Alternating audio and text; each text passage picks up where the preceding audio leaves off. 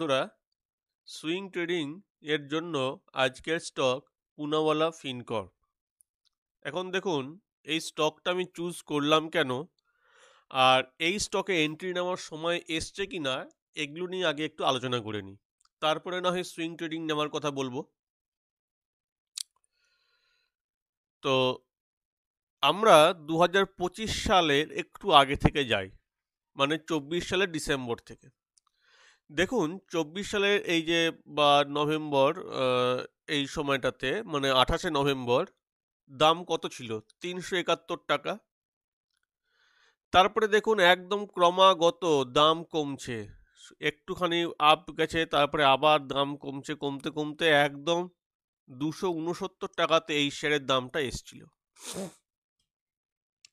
তারপর কি হয়? বাউন্স ব্যাক করে, করার পর শেয়ারের দাম আবার বাড়তে থাকে। বাড়তে বাড়তে আপনার 23শে এপ্রিল এই সময় বা 22শে এপ্রিল এই সময়ে শেয়ারের দাম পৌঁছায় 407 টাকাতে। এবার দেখুন, যেটা আমি আপনাদেরকে দেখাতে চাইছি, এর যে শেয়ারের যে দাম বাড়া কমার যে গতিটা, সেটা একটু আপনাদের সঙ্গে শেয়ার করতে চাই। দেখুন, 23শে এপ্রিল 407 টাকা দাম। তারপরে কি দাম আর বেড়েছে? তারপর কিন্তু দাম আর বাড়েনি। কেন বাড়েনি? তার কারণ দেখুন, একদম অক্টোবর বা তার আগেও চলে যান, আগস্ট, এই আগস্ট থেকে শুরু করে একদম 2025-এর এপ্রিল পর্যন্ত সবচেয়ে হাই জায়গাতে কিন্তু পৌঁছে যায়। মানে 2024-এর আগস্টে যার দাম ছিল, সেই দামে পৌঁছাতে গিয়ে ওর সময় লেগে যায় 2025-এর এপ্রিল মাস। তার মানে আমরা এইটা ধরতেই পারি যে এর যে সবচেয়ে বেশি যে হাই জোন ছিল, সেই হাই জোনের কাছাকাছি কিন্তু এই শেয়ারটা পৌঁছে যায়। এখন দেখা যায় যে কোনো শেয়ার যদি তার 52 উইকস হাইয়ের কাছে পৌঁছে যায়, সেই শেয়ারে অটোমেটিক একটা পতন আসে। এবার সেই পতনটা মোটামুটি কতটা আসে, সেইটাই এখন আমাদের এই ভিডিওর আলোচ্য বিষয়। দেখুন, 407 টাকায় যাওয়ার পর শেয়ারের দাম কমতে শুরু করে।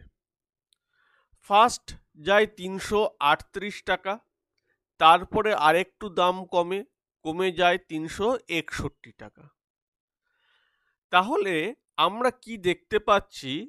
দেখতে পাচ্ছি যে শেয়ারের দামটা কত দূর কমলো না, আগের যে গ্যাপ আপ একটা বড় ধরনের হয়েছিল, প্রায় সেই পর্যন্ত দামটা কিন্তু কমলো।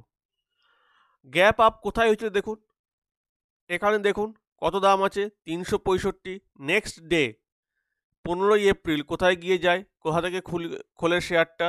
374। তাহলে 365 মাইনাস 374 করলে কত হয়? 9 টাকা। 9 টাকা গ্যাপ আপ হয়েছিল। তো দেখুন, আপনার 23শে এপ্রিলের পর থেকে যখন শেয়ারের দাম কমতে শুরু করে, 9th মেতে আবার দেখুন সেই জায়গাতে কিন্তু পৌঁছে যায়। তাহলে এই সময় সাপোর্ট আর রেজিস্ট্যান্স কোন কোন জায়গায় ছিল দেখুন। সাপোর্ট ছিল 365 টাকায়, আর রেজিস্ট্যান্স ছিল 407 টাকায়। এরপর এগিয়ে চলুন। এরপর এগোতে এগোতে দেখুন এইখানে একটা ব্রেকআউট হয়, ব্রেকআউট হয়ে আবার এখানে রিটেস্ট হয়ে আবার এইখানে দামটা বাড়ে। দাম বাড়ার পর তাহলে আবার কোথায় আসবে না, যেখানে আবার এই বড় ক্যান্ডেল, এই যে এতটা প্রাইস বেড়েছিল, ঠিক সেই প্রাইসের কাছাকাছি ও কিন্তু আসবে। তাহলে তাহলে এই ক্ষেত্রে মানে আপনার 4th জুলাই সবচেয়ে টপ হয়। টপ হওয়ার পর আবার তাহলে বটম কোথায় তৈরি হয় না, 407-এ গিয়ে তৈরি হয়। 407-এ তৈরি হওয়ার পর দেখুন এইখানে একটা কনসলিডেশন চলে, কনসলিডেশন হওয়ার পর আবার বেড়ে যায়, বেড়ে গিয়ে 470-এ আবার পৌঁছায়। তাহলে এইখানে 472, এখানে 470, মানে ডবল টপ প্যাটার্ন, একে বলে double top pattern. Double top pattern তৈরি হলে কিন্তু জেনারেলি দেখা যায় 95% ক্ষেত্রে শেয়ারের দাম আবার কমে। কত দূর আসে? মোটামুটি আগে যেখানে প্রিভিয়াস সাপোর্ট নিয়েছিল ঠিক সেই জায়গার কাছাকাছি আসে। দেখি এসছে কিনা দেখি। দেখুন পুরোপুরি তো আসেনি, কিন্তু কাছাকাছি এসছে। এসে আবার এখানে ব্রেকআউট হয়, ব্রেকআউট হয়ে আবার বেড়ে যায়। তাহলে নেক্সট তাহলে সাপোর্ট কোথায় আসবে? এখানে আসবে। দেখুন এখানে এসছে কি আসেনি? হ্যাঁ এখানে তো এসছে, কিন্তু আমরা কি দেখছি? শেয়ারের দামটা আবার কমছে। তাহলে এখন আমাদের রেজিস্ট্যান্স কোথায় আছে? 545। সাপোর্ট কোনটা ছিল? 470, ভেঙে গেছে। ভেঙে গিয়ে আমাদের বর্তমান তাহলে সাপোর্ট কোথায় আসছে? বর্তমান সাপোর্ট আমাদের ফার্স্ট যে সাপোর্ট একটা আসছে, ফার্স্ট সাপোর্ট আসছে আমাদের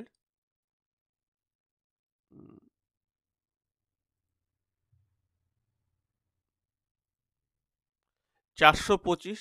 425কে যদি ক্রস করে নিচে নেমে যায় তাহলে আসবে 407। তো 407-এর পর নিচে যদি ক্রস করে তাহলে 365। এখন আমরা তাহলে কি করব? আমরা কি এন্ট্রি নেব কি নেব না? দেখুন আমি কিন্তু একবার এন্ট্রি অলরেডি নিয়ে ফেলেছি, বেশ কিছু টাকা নিয়ে ফেলেছি এবং আমি লসে রান করছি। আমি এখন অবধি নেক্সট কোনো রকম এন্ট্রি নিইনি। আমি ওয়েট করছি কখন এই শেয়ারটার প্রাইস মোটামুটি 452 টাকার কাছাকাছি আসে। কারণ এইখানেও দেখুন একটা রেজিস্ট্যান্স আছে। কেন বললাম রেজিস্ট্যান্স আছে? দেখাই সেটা আপনাদের।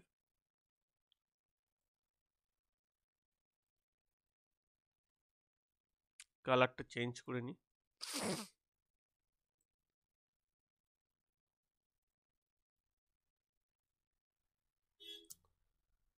দেখুন এবার যে মানে এইখানে যে ব্রেকআউটটা হয়েছিল না, এই 452 প্রাইসের পর কিন্তু একটা ব্রেকআউট এসেছিল।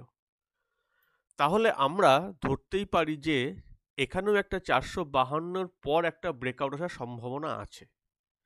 কিন্তু যদি সেখানেও যদি ব্রেকআউট না যদি হয়, তাহলে কিন্তু নেক্সট যেটা ওর সাপোর্ট লেভেল আছে 425, সেখানে গিয়ে পৌঁছাবে।